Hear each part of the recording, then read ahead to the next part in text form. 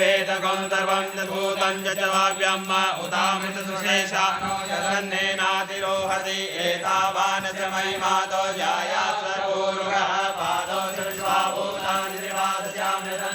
त्रिपादोर्ध्वोर्पुरुगः पादौ सेहावः पुनः ततो विभङ्गकामशासनानसने अभिततो विराट जायतर्याजो अधिकोरुगः सजातो अधिर्जनसदा भूमिमतो पुरः तस्मात् ज्ञातरोक्तः संहृतं त्रिगदा जन्म पशुशास्त्रे वायुर्यानारण्याढ्यासरे तस्मात् ज्ञातरोक्तः सामान्यजगरे जनता बुद्धिजगरे तस्मात् तस्मात् अजायत तस्मात् स्वा अजायन्त के चोभयादतः गावो हजगरे तस्मात् तस्मात् जाता अजावयः तं जग्नं वरैकि प्रोक्षन् पुरुगं जातमकृतः तेन देवा अयजन्त साध्यारिकैषये पुरुगं यदतो कदिदा विकल्पयन्न मुखं किमशासेत् किं बाहो किमोरो पादा उचेते ब्राह्मणो च मुखमासीत् बाहुराजन्यः कृतः पूरो तद्विषयः